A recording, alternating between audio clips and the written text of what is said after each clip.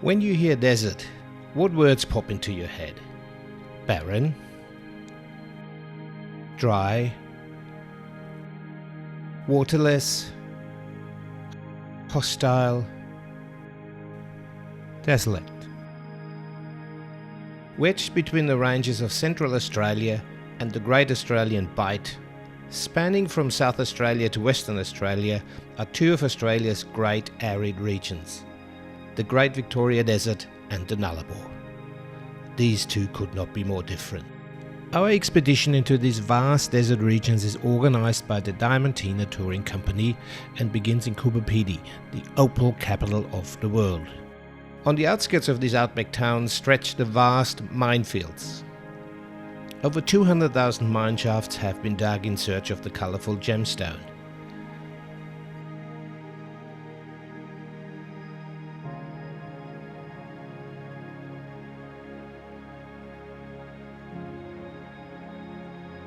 From Coober Pedy we head west and follow the straight line of the 1,325 km long Anne Bedell Highway. This somewhat grandly named but slowly deteriorating bush track leads all the way to Laverton in the Western Australian goldfields and traverses the entire Great Victoria Desert.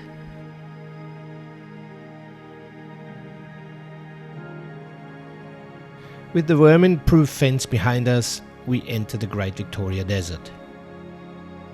With the staggering size of over 400,000 square kilometres, the Great Victoria Desert is Australia's largest desert and covers roughly 5% of the continent's landmass. And first impressions don't match standard perceptions of what a desert has to look like.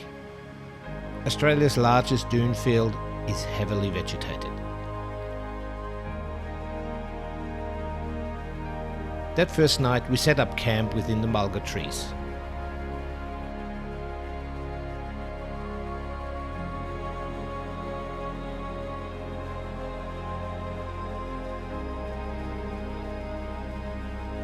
Cocooned within the glowing dome of the fire, surrounded by a dense stand of mulga, this is the quiet time of the day.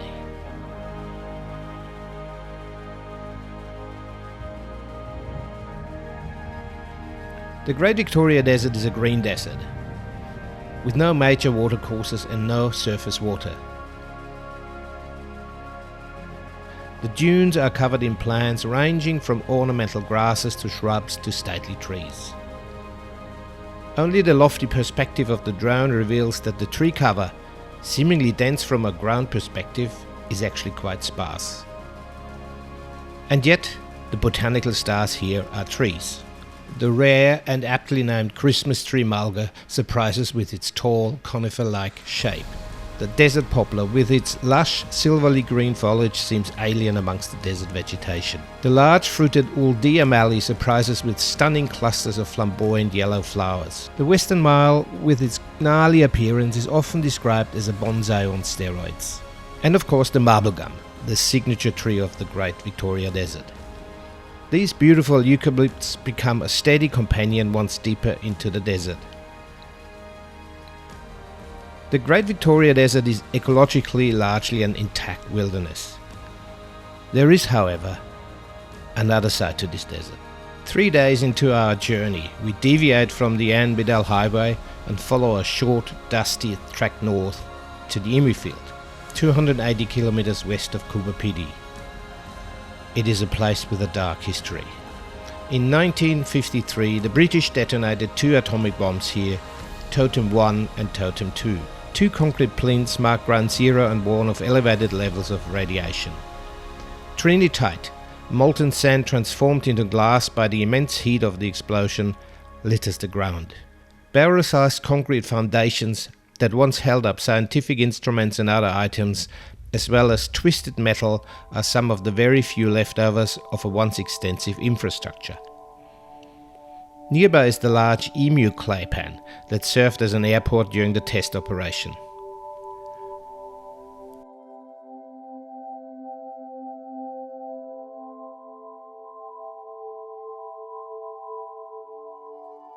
Moving west, the dark history of Emu Field stays back and is once again replaced with a desert hell-bent to defy clichés. A camp in the sand dunes turns out to be a paradise for the nature photographer. This is the Great Victoria Desert close-up, a hidden world of incredible beauty seen through the macro lens.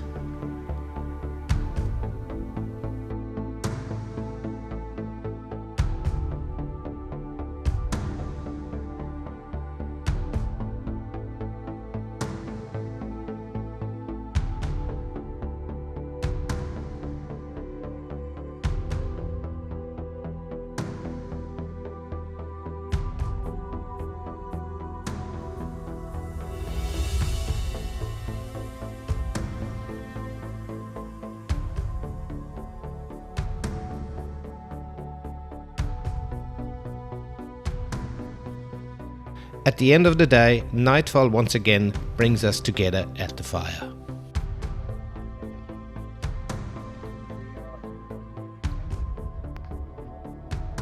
Weather today fine at 26 out of that adjunct. I invite you to sit back, relax, enjoy our renowned in-vehicle service. Moving through this vast desert, the astonishing, constantly changing and diverse vegetation stays at the center of our attention. We come across sand dunes transformed into flowering gardens by random rainfall. By looking at our immediate surrounds, however, one aspect gets lost: the remoteness of where we actually are. Only a bird's eye view reveals the scale of the landscape all around us.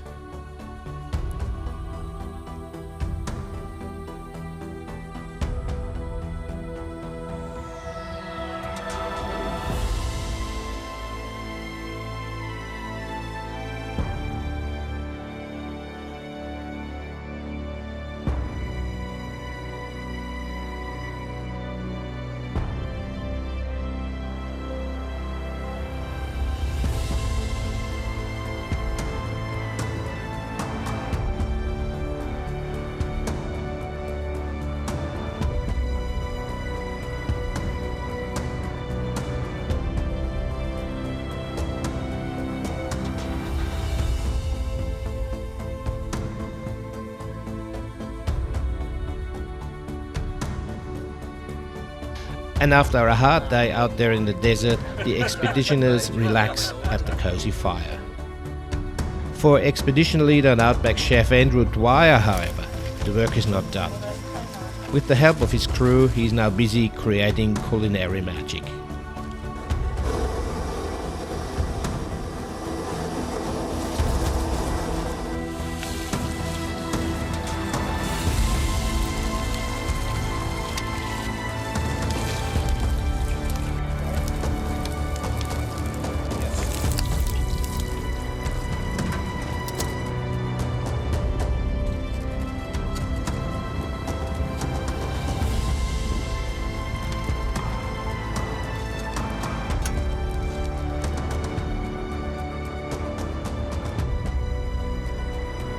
Hard to shoot.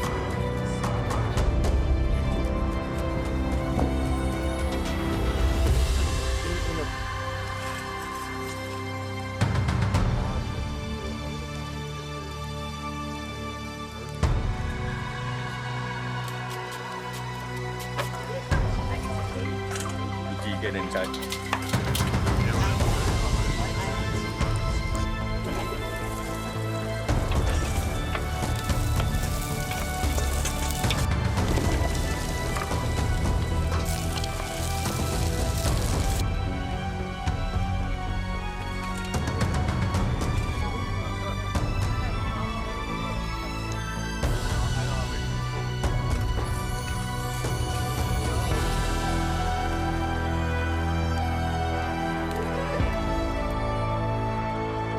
This is something I wouldn't do normally because the camera is running.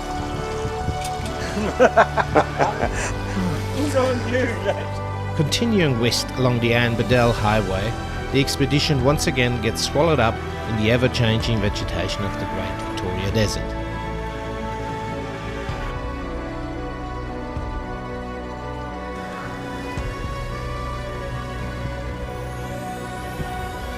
Then a short side trip brings us to the Serpentine Lakes. Without holding surface water, these lakes are a series of dry clay pans along an ancient river course.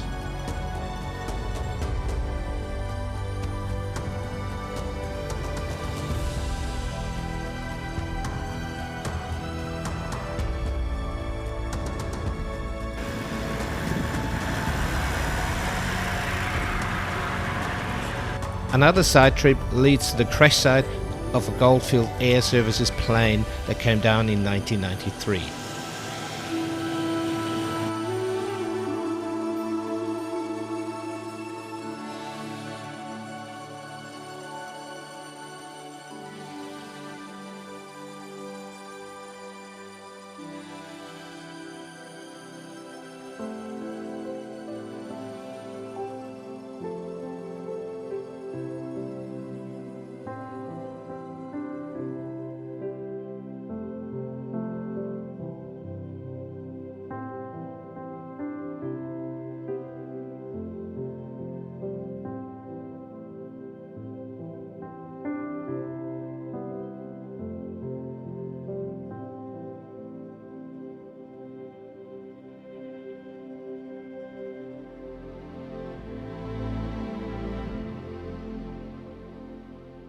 An area with large stone arrangements brings another chapter of the Great Victoria Desert into focus: human occupation. As one of the most sparsely populated areas in Australia, the Great Victoria Desert is a place that didn't have permanent Aboriginal habitation. People would journey from the Musgrave Ranges south all the way to the Uldia Soak and other water points. These water points, or rock holes containing water, were of vital importance in this otherwise waterless expanse. Scattered throughout the desert, they were linked by travelling routes. Close to the western extremity of the Great Victoria Desert, the landscape dramatically changes. We have now reached breakaway country. The most striking landmark here is the rock bastion of Bishop Riley's pulpit. From the top, the views reveal much sparser vegetation. The overgrown sand dunes have disappeared. They have been replaced by rocky escarpment.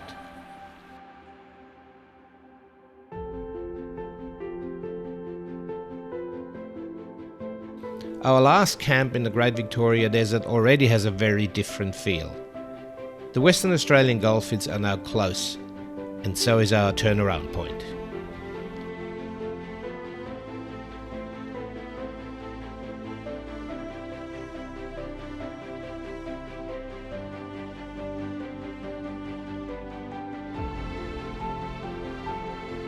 In the goldfields town of Menzies, the expedition begins to prepare for the return trip. We fuel up and the tyre pressure again is lowered to adjust to the conditions. We are returning to the Great Victoria Desert, temporarily. Until a mining operation forces us to a detour and to an early departure from the desert.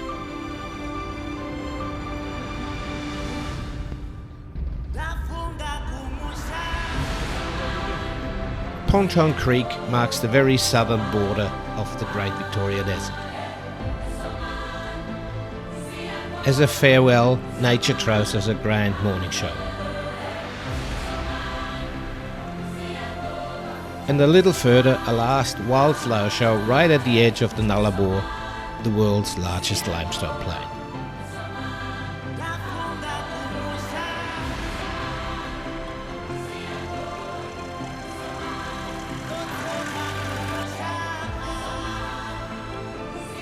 And then colours, textures and plants are gone. Barren, hostile, parched, waterless, desolate. These adjectives now apply. The expedition gets swallowed up in a featureless expanse of about 200,000 square kilometers. The difference between these two arid regions couldn't be more striking. Nullarbor means treeless, a label not entirely accurate. For our first camp, we find a cluster of hardy trees that give the illusion of at least some protection.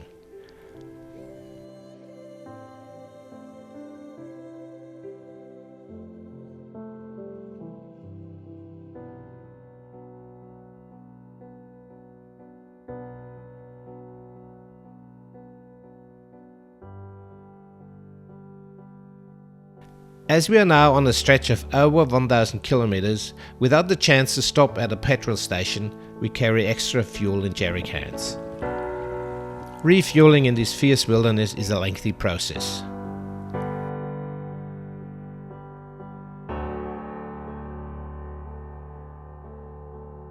Then it is onwards, following faint and dusty rabbitous tracks. These tracks are littered with sharp limestone rocks and require constant concentration.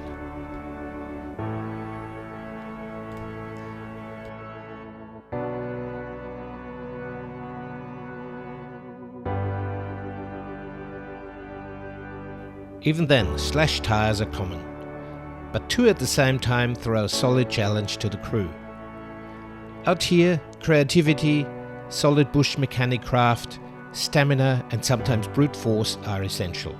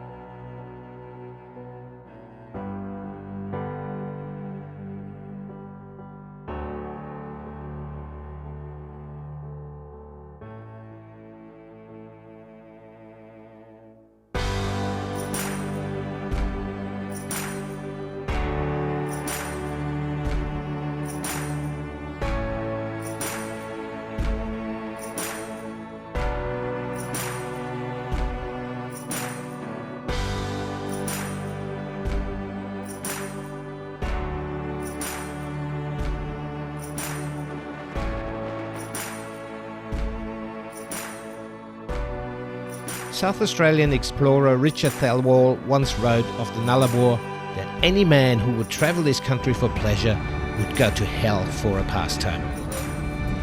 Let us disagree.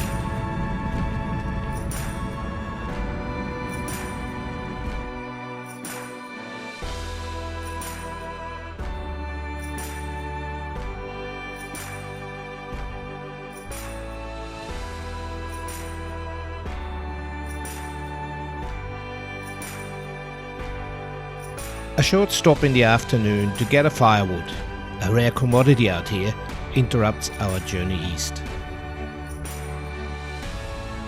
Then it is time to find a suitable campsite. Strewn across this harsh land are shallow depressions with accumulated soil and the capacity to hold moisture longer. These so-called dongas form green islands in an otherwise barren landscape. We camp in one of these depressions amongst grass and small shrubs.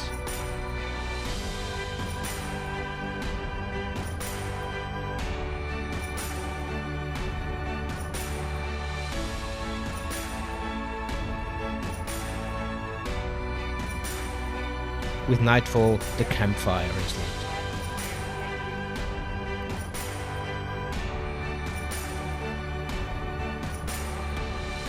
With the surrounds slowly sinking into inky darkness, our world begins to shrink into a cozy, warm sphere.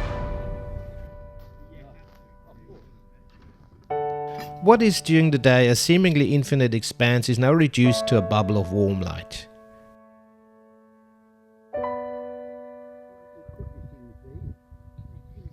And after dinner, Andrew pulls out his travel guitar. It is performance night. Well,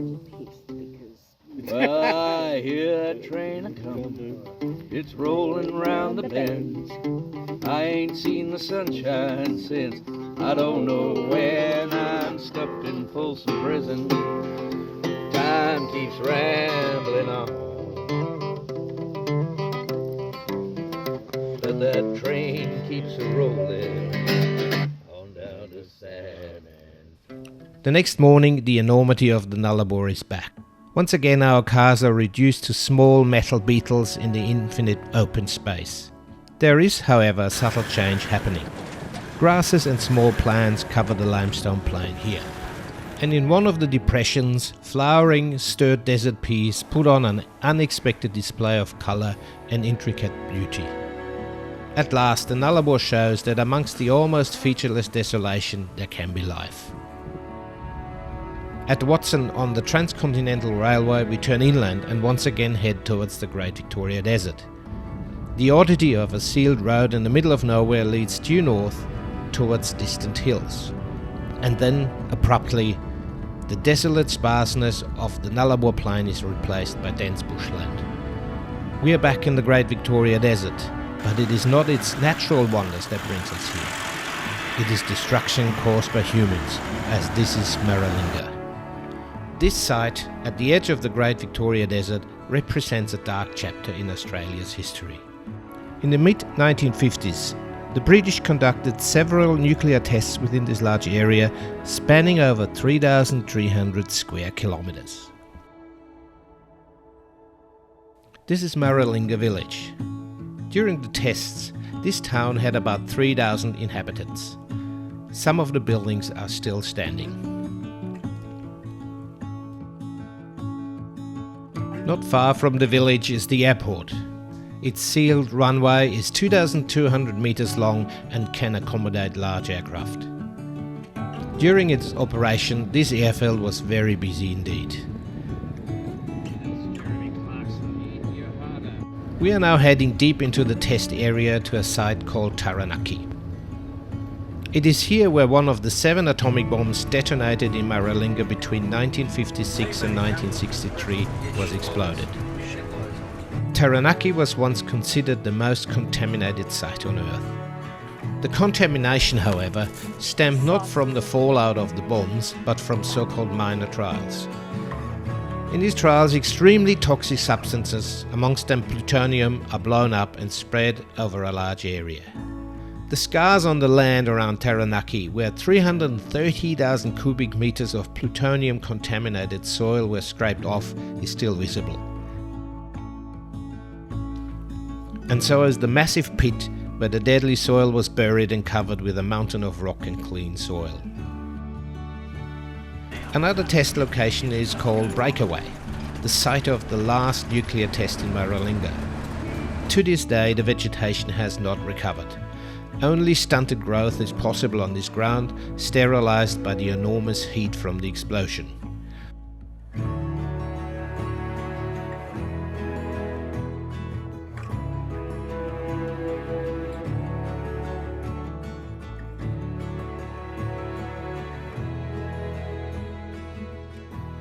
The ground here, like at Emu Field, is still littered with the nuclear glass trinitite.